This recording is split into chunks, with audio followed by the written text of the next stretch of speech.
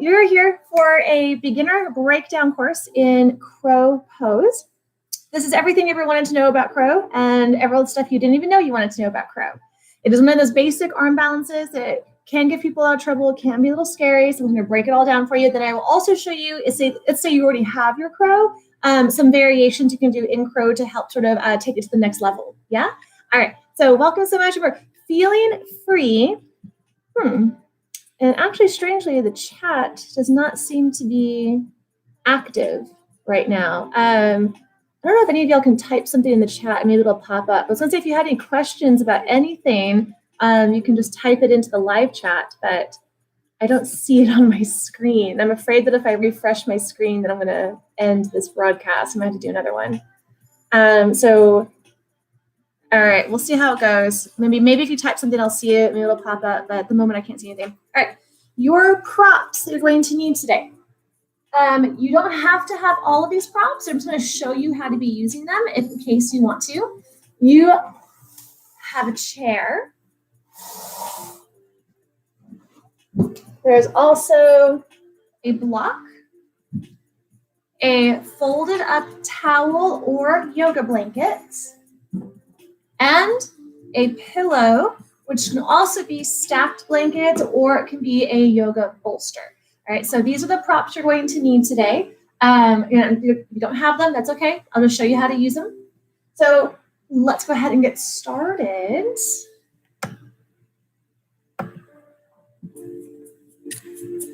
There we go. Welcome so much, guys. This is Beginner Breakdown Crow Pose. I am here again tonight at 4:30 p.m. for a moderate yoga flow, which is a full hour class. Definitely join me for that if you can.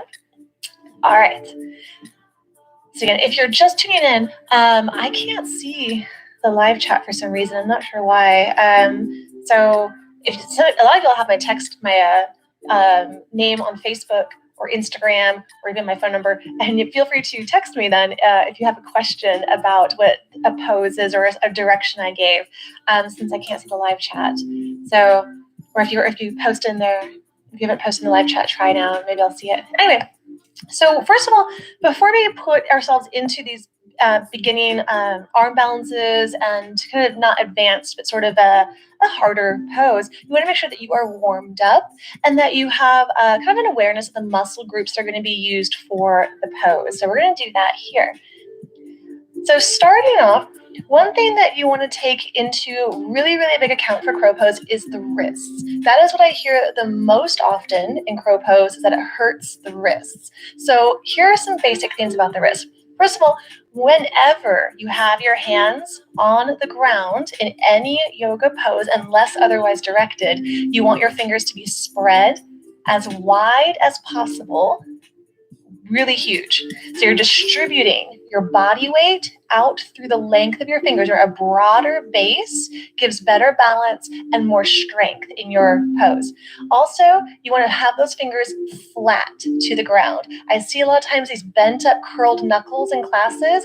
When you do that, you're putting too much weight into your heel of the hand, palm, and wrist. You're kind of dumping it in here, when really we're trying to distribute our body weight out through the length of the fingers. And I'll show you how to do that with a prop too as well. But you're in your all fours tabletop and you just start with some wrist lifts. That's it. Keep it going for here. So you're just picking the wrists up, keeping your fingers flat and down, up and down.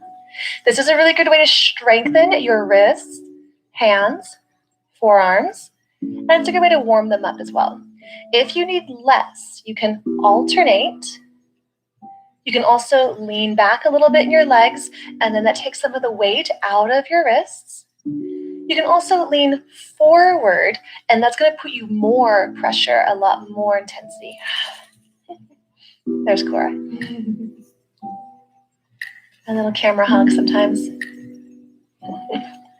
So yeah, we're not going to spend a huge amount of time. This is just, this is a breakdown. So this is one thing you can do for your wrists. Yeah. When you've done a few of those, you sort of feel them getting a little bit like, ooh, there's my wrist. It's awake. It's alive. Yeah.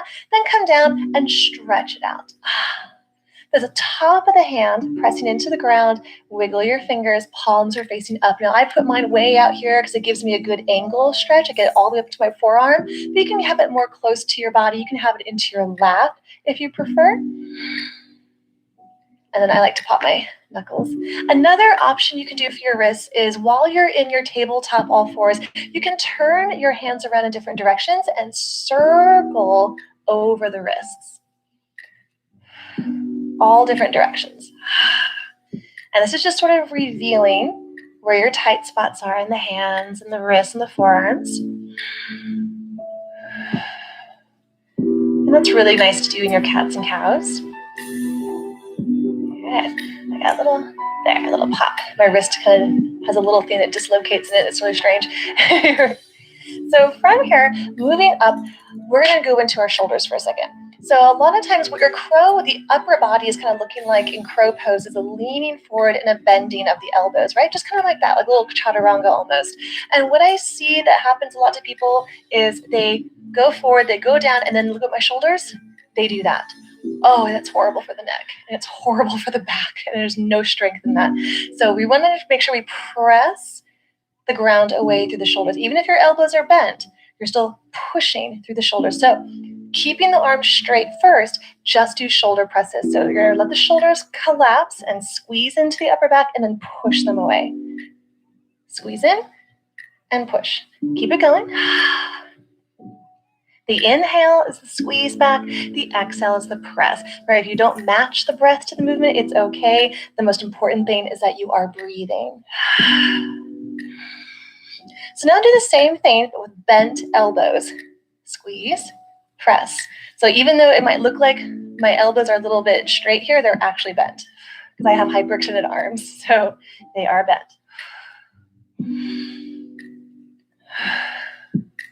And press. Good. And then relax for a second.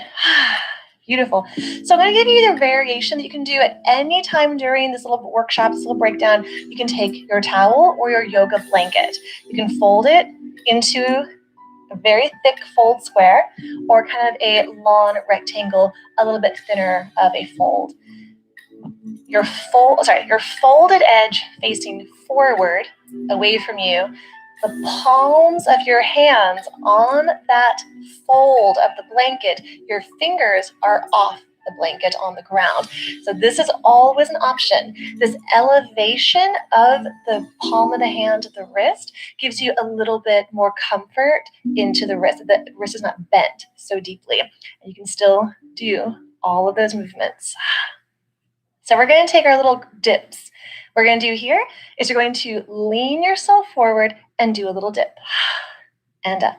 That's it. Forward, dip, and up. Nice.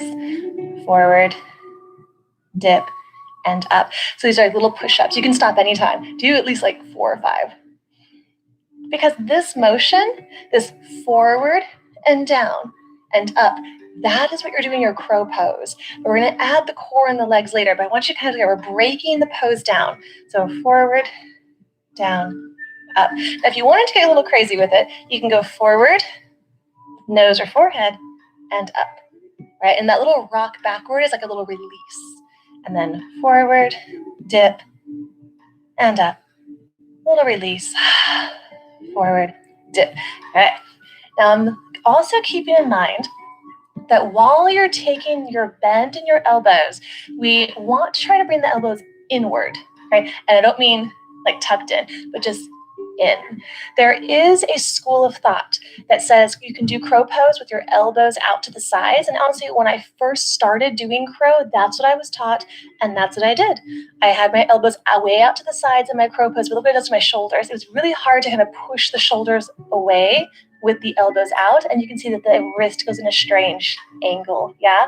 So really what you want to do is pull the elbows in, push the shoulders away, and then look, our shoulders, our elbows, our wrists are all lined up a lot nicer, yeah? And it feels a little bit better. It's those chaturanga arms. So our chaturanga pose builds our strength, builds up into a crow pose. So many of our yoga poses are foundations for other poses. So is your cat and cow. So moving along, we've done wrists, we did our arm bends. We did some shoulder isolation, right? Kind of moving, pushing the shoulders, warming them up. You can always roll them around anytime. Core, let's move down the body. Core. Crow pose, you're bringing a rounding into your spine. You're going to try and squeeze your belly, your navel into the spine. And guess what? We do that naturally in our cat poses. So take some cat and cows. Inhales, open like cow, pull the shoulders back. And exhale, squeeze, round, push away, cat. Your breath. And as you're doing your cat-cows, you can again roll around on the arms and wrists. You can turn the hands different directions. You can roll hips, roll neck, and really let it be a moment to loosen up the body.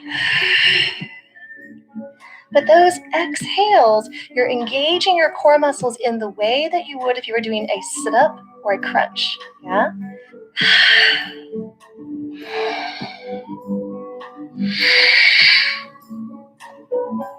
And come back into neutral spine. Bring your knees together and touching if they weren't already. I'm going to turn over to the side a little bit from my right leg. So you're going to take one leg back. If you're mirroring, it's probably your left leg. But you're going to take this one leg, bring that knee up toward your shoulder. Okay? So again, this is kind of like your crow pose. It's like a little half crow. We always want to get the knees. I'm going to change my blanket a little bit. We're going to bring that knee above the elbow. That's key. So usually in crow, the arms are actually kind of helping to support the leg, but it's nice to be able to use the hip and core strength also by itself. So bring one knee up and then try to bring it up the arm as high as you can. You're going to feel all that squeeze in your hip, round your spine a little bit as you do it, and engage your core. Good. Now you're feeling good. Take that lean forward and that little bend. Ooh, and you can feel how the bending of the arm supports the leg. Okay? And you're going to feel some of that, you're going to feel kind of that half crow position and lift. Good. Other side. Take the knee above the elbow. Bring it up as high as you can. A little rounding. Push the ground away. Pull forward and bend. And up. Do it a couple times. Beautiful crows. And up. Guys, remember anytime, because you're in crow, you're on the wrist quite a lot, and you can't do crow on the fists, right? It does not work. So so that's why I'm modifying with my blanket here so that I don't strain out my wrists, because we're in this for a while. So let's do that little the nose dip. Bring one knee up, that first one again, round, pull in, lean forward, and try to bring your nose or forehead to the ground, and up, and down. Other side, other leg, forward, pull in, and up, and down. Good. Roll it out. So you felt that core engage, hips engage, thighs engage. You felt that beautiful half crow. Let's go into a little squat stretch. Curl your toes, sit back to the heels, lift the knees, open knees, and stretch down. So we call this little like a yoga squat, little malasana variation. Your feet can be open a little bit wider if that's more comfortable to you. You can turn your toes out if that's more comfortable for your ankles and your knees. But as you're here, you're getting a nice stretch in your low back, down the spine, rock your body forward and backward, getting your stretch in the inner thighs, hips. So this position, again, is again similar to what you would have in your crow. So this is working a little bit more of that flexibility. If you ever need a break from crow pose, squat. This squat is a really good stretch. If you're in a class and the teacher is giving crow pose and you're not feeling it, usually this is the alternative pose.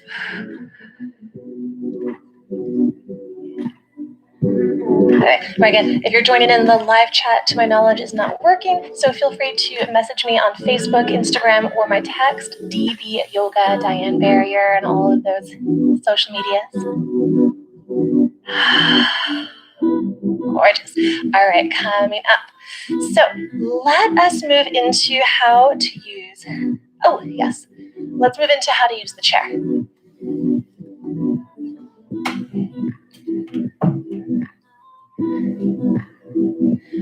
So like we were doing on all fours, when you were pulling the knee in and your belly in, it's that contraction of the core and that lifting of the leg, core, and hips, right? So you do need a lot of core strength to get into your crow. One great practice for that is what we call pendant pose, and a chair is a great place to start that. You're sitting in your chair, hands on the seat of the chair, cushion or no cushion, but fingers forward, yeah? Sit up tall, and then like you do in your cat pose, you're going to do a little rounding, pull your belly in, and lift up your sit bones and down. So I'll turn a little bit diagonal. Whoop. You can see that a little better. You're rounding and push. This push through the arms, through the shoulder. My shoulders are not creeping up into the ears, pushing down. And you're going to lift those sit bones, pull your belly in. Next, you're going to try and lift up your legs. Pull, legs, and down. That's your pendant pose, that hovering. Up, pull in, down. Whew, you should be feeling that core. It's that pull in and up that we want. Up and down. Much easier to do this with a chair. Down. One more. And down. Good. So you can do that on the ground. It's just a lot harder. If you wanted the ground option, I only have one block, but pretend I had 2 blocks. You could do the same thing with 2 blocks, or with no blocks, hands on the ground. You sit in a little hero's pose, cross your ankles. It helps a lot to cross the ankles. You do that rounding, the lift, and the lift of the legs. Kind of hover, and you're down. Yeah? So again, just this working of arm strength, core strength, legs to pull in. All right, so let's work on getting into crow using the chair. Grab your pillow if you want to. So one of the biggest fears that I hear from people for crow pose is they're afraid that they're going to fall forward on their face, right? They're afraid to hit their heads on the ground. If that is a fear for you or for anyone you know, that's where a pillow or a couple pillows, bolsters, stacked blankets, stacked folded towels, just lots of cushion. The higher the cushion, the less fear because you don't have so far forward to go. You can always adjust it as needed. Legs open, hands down.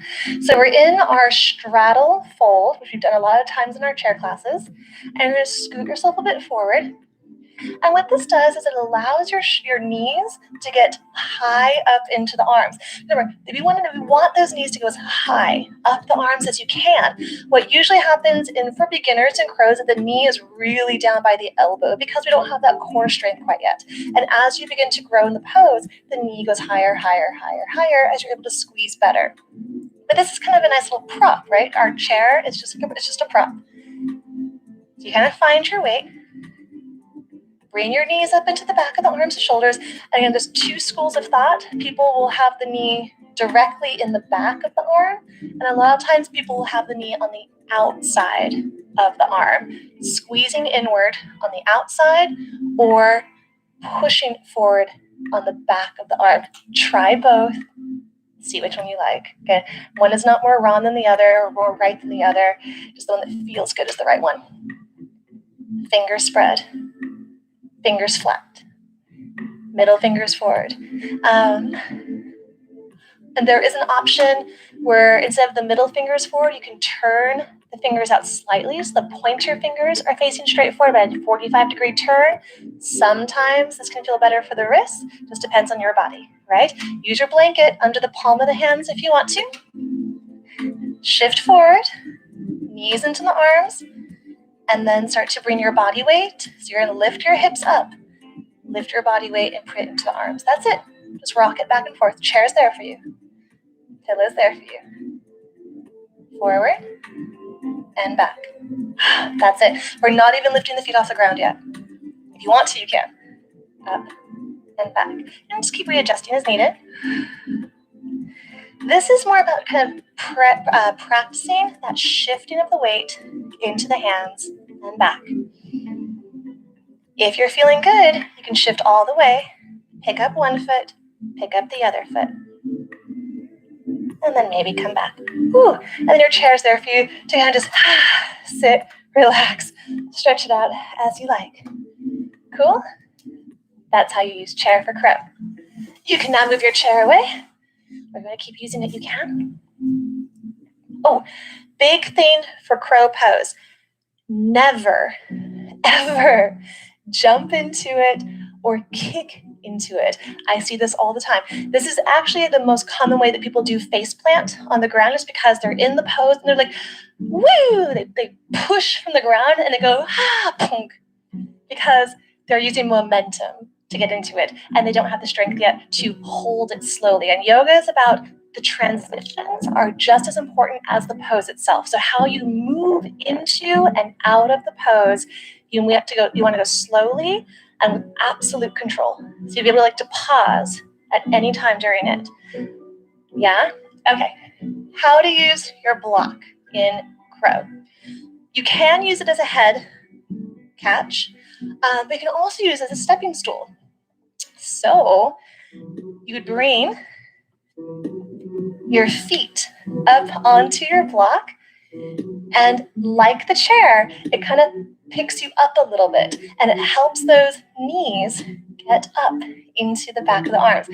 Right here is kind of a relaxed position. Lift, squeeze, round. There's your crow position. A lot of questions I get a lot is, what is the difference between crow and crane?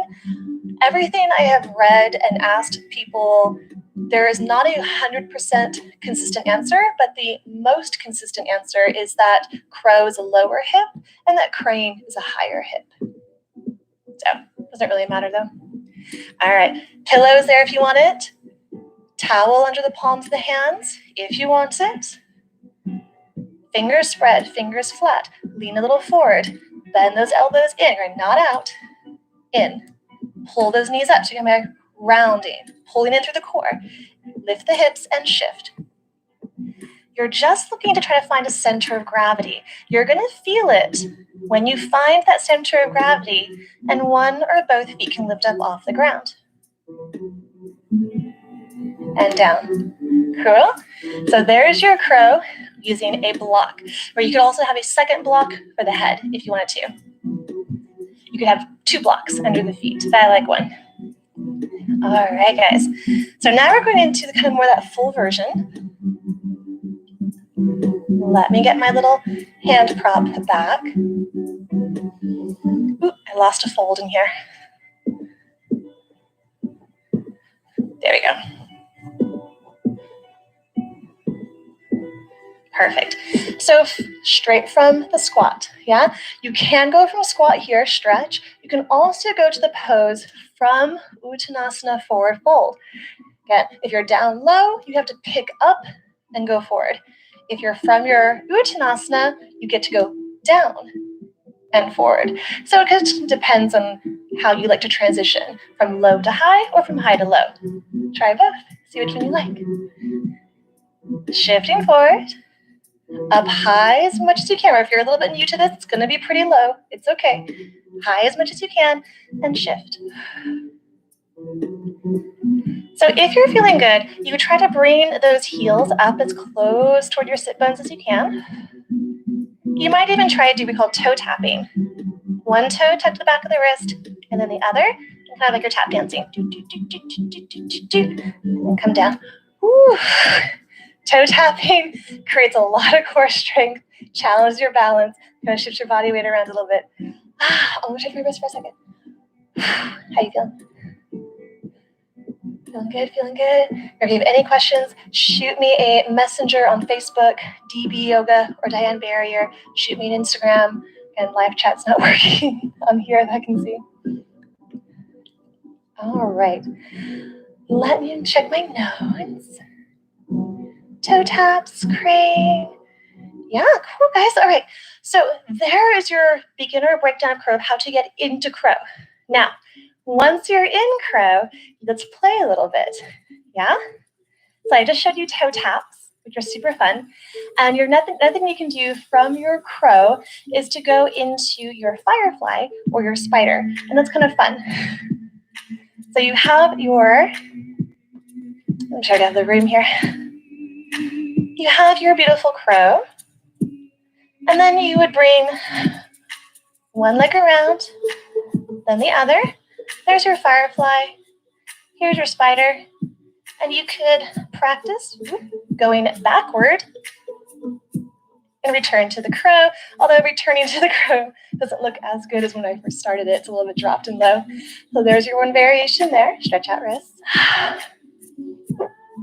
Question? Right. Awesome. Yeah, Heather just read that she loves the tip of using the block to help. It really does make a difference, right? Thank you. Make sure that's the only message. Okay, cool. All right. So there was your firefly. And a very, very popular pose to go into front crow is tripod. Tripod is not my favorite pose, but it is a very good transition. I will show it to you. Again, it's not my favorite, so if I don't do it perfectly, don't judge me. Fingers spread, elbows bent, lift, press. And we don't want to fall into our tripod. I'm going to go gently. Shifting the weight. Picking up one leg. And then the other. And then you might bring it back down just the way you came. And return to crow. Woo! And there's your tripod transition. Okay, so I want to give you some other, I'm not going to do them today, we're a little worn out, it's a lot of crow. Another thing you can play with is going from down dog into crow, jumping, right? One or two legs. Okay, maybe I'll do the one leg. So you can take it from down dog, you can imagine you just go jump and you would be in crow. Crazy, right? You could also take one leg and the other into crow. Didn't quite catch that. And of course, there's the jump back into crow that everyone loves. In crow, in squat, and we take a push and take it back into your plank or your chaturanga. The last piece variation I'm going to show you is your baby crow. Now, this is a good option if your wrists are giving you issues. So a lot of people think it's a bit harder than regular crow. Others think it's easier. Baby crow, you start from your squat and you're on your elbows. No weight in the wrists at all. So a great option to do. That's why I saved it to the end. Just like normal crow, knees into the back of the shoulders or back of the arms. Shift your weight and then lift. Now, if your head touches the ground, it's okay. We try to bring the head a little bit up if we can. And there is your baby crow. And of course, I have met people that can go from baby crow up into forearm balance and down. I can't do that, but feel free to play. All right, so then it's always going to take a couple counter stretches. Can I demo side crow? Yes, ma'am. Yes, Heather, I sure can. Good, I can't remember before the ending stretches. Perfect. So Heather asked to do side crow. Side crow, you would start, there's actually two ways to do a side crow that I'm aware of. You would start either in toe stand, like this, or I see people go into it from chair. Right? Either one is fine. Chair or toe. I like toe stand. You're going to bring your hands over around to one side, and you're going to use this front arm to push into the leg and twist. So you could also be in a chair twist if you wanted. So the twist is the great place to be if you're not ready to go into the arm balance or lift, or if you need a break, right? You just come back to the twist. Around here, I'm going to turn a little bit this way. You have that same bend in your elbows. Chaturanga arms, elbows in, all right? Spread the fingers. Now this leg, thigh and hip, it can go up as high into the arm as you can. Again, you want it above the elbow because the bend in your arms, this whole part of the arm is moving forward. This whole part of the arm is acting like a shelf for your legs, yeah, as you start to work in those core strengths. So it can be on one arm, as you can see here, or both arms here. Both arms is a little bit easier. As you progress, you can start to move it off of one of those arms. From here, shift the weight forward just like you would, and you can just rock. You might pick up one foot, no kicking, no jumping. You might pick up your other foot. Yeah, and there's your side crow. And there's lots of fun variations to go into poses from side crow. You have fallen angel and reverse running man, and I'll show you both. I think I have to turn this way. No, this way, sorry. So if you're going into your side crow, I'm trying to even up my sides. Your reverse running man would have one leg out behind you. There it is. And the other straight out. That's a fun one. You also have the option to bring your head down, one and both legs up like this, and that is your fallen angel. And you'd come back up and down. Side crow.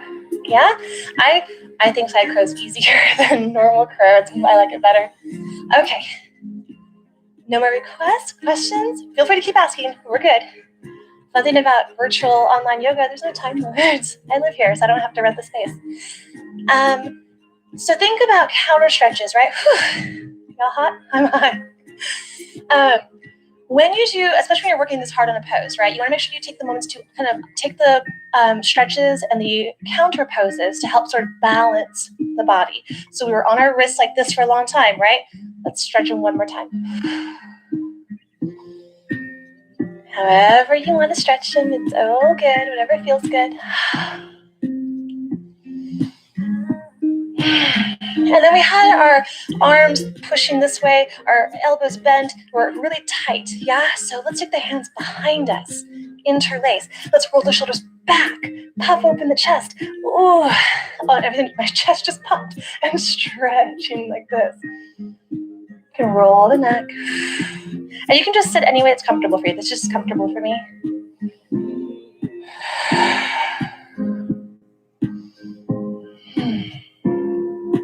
And relax it, roll it out. All right, we're just gonna be stretching right now. There's no shavasana or anything, so if you're feeling like you don't want to stretch, that's okay. You can check out, all good. We had our knees bent for a crow, right? They're bent and they're pulled in.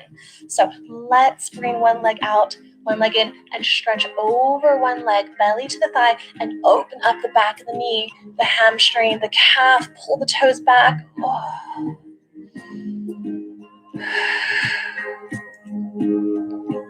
And switch. And we're just taking a release from all that squeezing we just did. Where our stretching poses, stretching moments are just as important as the strength moments. I know people who spend hours running, working out, lifting weights, and then they don't stretch at all. And they're so tight. It's so sad. You know, our flexibility and our strength are meant to be balanced in our bodies. And up. So you're just thinking about it, right? So we had our knees pulled in, the hip bent forward, the thigh into our bodies most of the time. So let's open that out. There's a few ways you can do it, but here's just one way. Take one leg out behind you, move the flesh of the calf out to the side, and stretch back. Good. So I'm going to turn a little bit. Top of the foot flat if you can. If it's a little bit out to the side, it's okay. If you're tight, the hip will be up, but if we can, we try to ground that hip down a little bit. If you want to stay up, it's okay if that feels better. And we take a little sway. You can be on your elbows. Keep that bottom knee pressing down into the floor. So you just explore. We're looking for this opening across the top of the thigh, all the way up into the front of the hip here. Really important here, because that was working really hard in our crows. And release. And you can almost take as much time here as you want, but I'm just kind of moving through it quickly just to show you. This is just a breakdown class. Other side. Here, whatever knee is bent backward, really press that knee down. You can release at any time. Explore the sensations. Get into all those layers.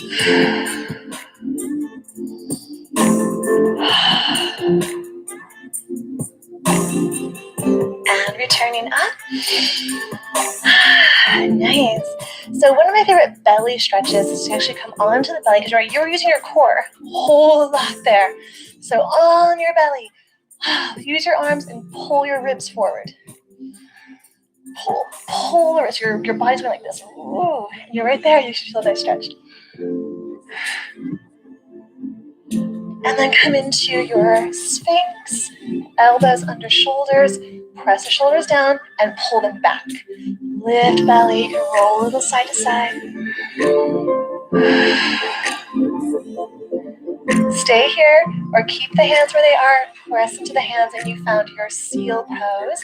If you want to walk it in more for up dog, you're welcome to. Open up the chest. Open the belly. Creating a little back bend in the spine. And take it down. Hands by the sides of the chest. Press it up. Come onto your sit bones. There's a last little piece onto your back. Give things a little hug. Bottoms of the feet to the ground, and we're taking one bridge, or if you want to do back bend, you can. Arms down by the sides of the body. I'm going to place my palms underneath my heels. I'm going to grab around my heels. If you want to just have the hands flat, that's cool. Press into your feet, toes forward. Lift up those hips, tuck the shoulders in, and breathe. Maybe think about the shape of this body here compared to the shape of crow. These are opposite shapes.